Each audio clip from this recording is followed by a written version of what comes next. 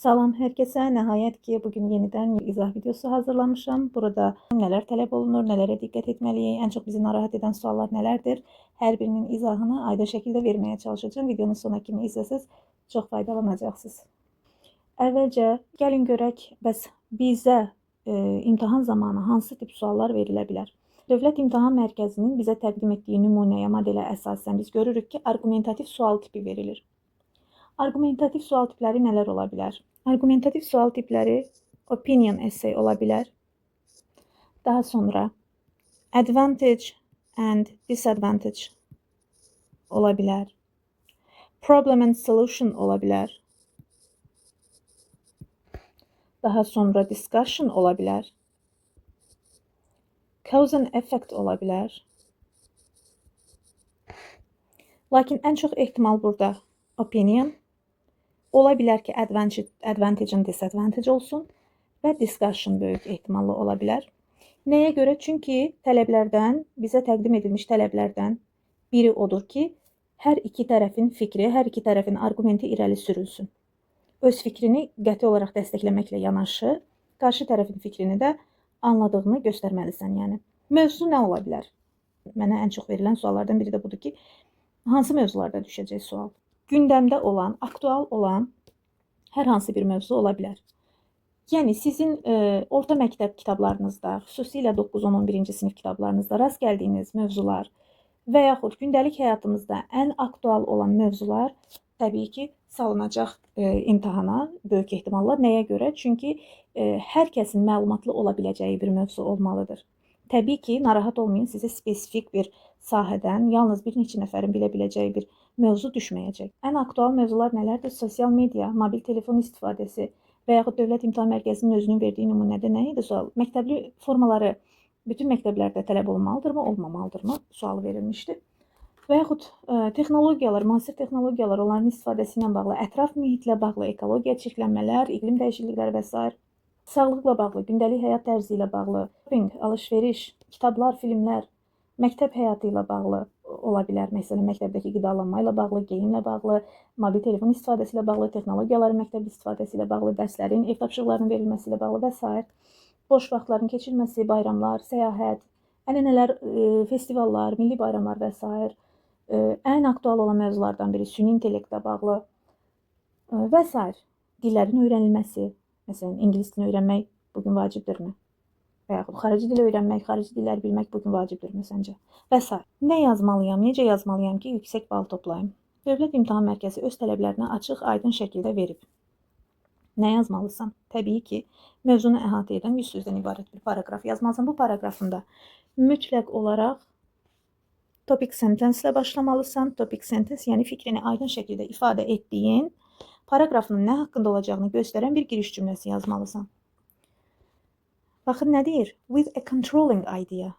Yəni, bütün paragrafını əhatə edən, sənin fikrini aydın şəkildə göstərən, ideyanı verən bir giriş cümləsi, başlıq cümlə verməlisən.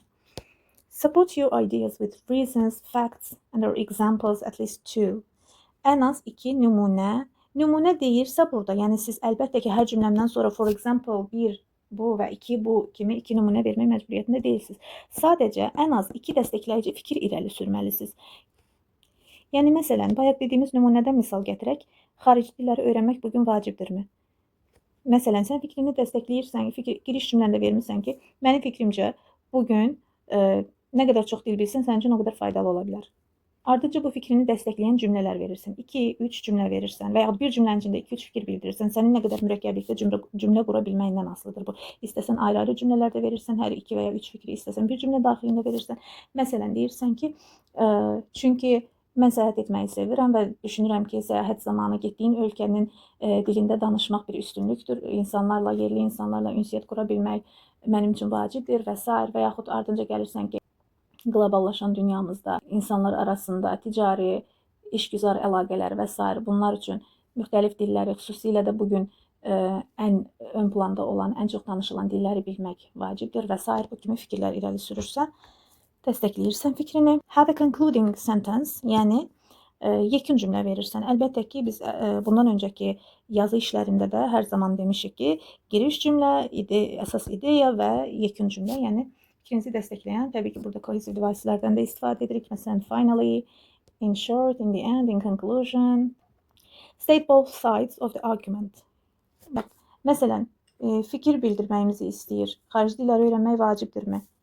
Mən dəstəkləyirəm ki, vacibdir. Çünki bu məsələlərdə bizə kömək edə bilər. Lakin digər tərəfdən bəzi insanlar artıq müasir texnologiyaların köməyinə çox arxalanırlar və artıq düşünürlər ki, kiçik bir cihazla, telefonla və yaxud hər hansı bir şəkildə insanlarla ünsiyyət qurmaq mümkündür. Buna görə də biz hər dili öyrənmək məcburiyyətində deyilik və sair bu kimi fikirlərdə dəstəkləyən insanlar ola bilər. Daha sonra, express your ideas clearly and logically.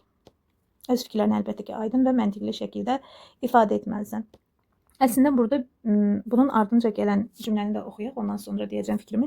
Use appropriate linking words, for example, because, also, however, and so on. Bu ikisini nəyə görə birlikdə verməyə çalışdım? Çünki ingilis dilində essay yazarkən bizə lazımdır coherence and cohesion. Coherence nədir? Cohesion nədir? Coherence məntiqi əlaqədir. Məntiqi əlaqə. Mənim birinci cümləm, ikinci cümləm, üçüncü, dördüncü, beşinci, altıncı, sonuncu cümləm bir-biri ilə məntiqli olaraq əlaqəli olmalıdır. Bunu nə ilə təmin edə bilirik? Təbii ki, cümlələrimizin mənası ilə. Bir cümləmdə bir fikir deyib, digər cümləmdə tamamilə başqa bir mövzudan danışsam, burada məntiqi əlaqəni pozmuş oluram. Cohesion nədir? Cohesion, cohesive devices adlandırdığımız və yaxud linking words da deyə bildiyimiz birləşdirici ifadələr köməyi ilə cümlələr arasında əlaqə qurmaqdır. Baxın, burada nümunələr də verilib. Lakin, həmçinin, buna görə də, beləliklə, çünki, əlbəttə ki, sonda, nəhayət kimi bütün bu cür ifadələr eyni zamanda ingilis dilində referring back deyilən bir anlayış da var. Yəni, əvvəlki cümləyə istinad, əvvəlki fikrə istinad. Bunu da it, that, this kimi əvəzliklərlə verə bilərik. Bunlar da cohesion hesab olunur. Stay focused on the topic. Təbii ki, vacib məqamdır. Mövzu üzərində qalırıq, mövzudan kənarlaşmırıq. Məsələn, mövzu sizə xarici dillərin öyrənilməsi vacibdirmi olubsa, siz əlbəttə ki, xarici dillərin öyrənilməsindən başlayıb, xarici ölkələrə səyahətə gedib, oradan da ən sevdiyim ölkə budur, ora səyahət etmək istəyirəm və s. Burada mənə o maraqlıdır, bu maraqlıdır deyib tamamilə mövzudan kənarlaşa bilməzsiniz. Mövzu üzərində qalmalısınız. Sizdən soruşulan tələb. Çünki siz 100 söz yazmalısınız və bu tələbləri yerinə yetirməlisiniz. Topic sentence dəstəkləyici ən az 2 cümlə, qarşı tərəfin fikri və yekunlaşdırıcı cümlə. Write in one paragraph. Baxın, bayaq dediyim fikir. Bir paragrafda yazın. Not in separate sentences or bullet points. Ayrı-ayrı abzaslarda yazmağa ehtiyac yoxdur. Bir abzaslıq, bir mətn lazımdır bizə. Gəlin, indi nümunəyə baxaq. Aha. Nümunə üçün belə bir mövzu seçmişəm. Do you think AI, artificial intelligence, will improve people's lives? I think artificial intelligence can provide definite and explicit advantages for humans as long as it is used wisely and safely. Bu nədir? Bu bizim topic sentence'imizdir. Topic sentence. Nəyə görə topic sentence'dir? Fikrini tam şəkildə, aydın şəkildə ifadə edib. Mən bu fikri, bu cümləni oxuyarkən başa düşürəm ki, verilmiş sualı görməsəm belə başa düşürəm ki, mövzu nə haqqındadır. Mən düşünürəm ki, ağıllı və təhlükəsiz şəkildə istifadə edildiyi müddətcə süni intellekt insanlar üçün qəti və aydın faydalar verə bilər, insanları təmin edə bilər. Today it has spread to almost all spheres of our lives, such as work, studies, health, and even our daily decisions. Baxın, referring back dedim bayaq. It. Buradakı it nədir? Əlbəttə ki, artificial intelligence. Bugün süni intellekt demək olar ki, həyatımızın iş, təhsil, sağlıq, hətta gündəlik qərarlar kimi demək olar ki, bütün sahələrinə yayılıb, hər bir sahəsinə, yəni təsir edib. Some AI apps can give you smart advice, necessary information, or help you complete your tasks. Bəzi süni intellekt aplikasiyaları sizə ağıllı məsləhətlər verə bilər, lazımlı zəruri məlumat verə bilər, hər hansı bir tapşırıq, hər hansı bir işinizi yerinə yetirməyə, tamamlamağa kömək edə bilər və s. Məsələn, müəllimlər, baxın, for instance, linking word. For instance, teachers may prepare clearer and more precise study materials for students in a very short time and with less efforts. Məsələn, müəllimlər öz şagirdləri üçün daha aydın, daha dəqiq materialları qısa bir zamanda və daha az səy göstərməklə hazırlaya bilərlər. Sizdən tələb linking words verib Dövlət İmtahan Mərkəzi. Lakin bu demək deyil ki, mən 6 cümlə yazacağamsa, 6 cümləmin 6-sını da linking word-ə başlamalıyam. Xeyr, natural olmalıdır, təbii, məntiqi və qrammatik baxımdan təbii axarlı olmalıdır yazı işiniz. Ona görə də sadəcə linking word istifadə edim deyə hər cümlənin əvvəlində işlətmək məcburiyyətində deyilsiniz. Uyğun gəldiyi müddətcə işlədə bilərsiniz. İşlətsəm bal kəsilirmi? Xeyr, bunu deyə bilmərəm. O asılıdır verdiyiniz cümlələrin mənasından. Lakin mütləq verməliyəm deyə də özünüzü çox yormayın. Təbii şəkildə olmalıdır. Davam edək. While many rely on its support, there are a number of people who are concerned about the potential dangers of AI for humankind and future generations. While, hərçənd ki, yəni ziddiyyət verən bağlayıcıdır burada.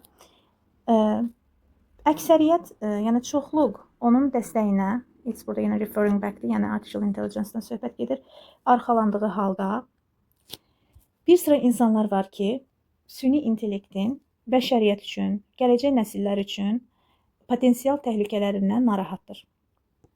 However, digər bir linking word, lakin, I firmly believe that, mən qəti şəkildə inanıram ki, with a positive mindset and the right utilization of AI, we can benefit from these modern tools. Yəni, müsbət düşüncə tərzi ilə, pozitiv yanaşma ilə və düzgün istifadə ilə biz bu müasir alətlərdən, müasir texnologiyalardan faydalana bilərik. We can greatly benefit də verə bilərik. Çox böyük fayda götürə bilərik, yəni ondan. Video izahı və verilən nümunəni bəyəndinizsə, videonu bəyənməyi, paylaşmağı, kanala abunə olmağı unutmayın. Çalışacağım ki, tez-tez bu tip videolar paylaşım. Ümumiyyətlə, abituriyentlər üçün, ingilis dilinə maraq olan hər kəs üçün, müəllimlər üçün faydalı olacaq videolar paylaşacağım.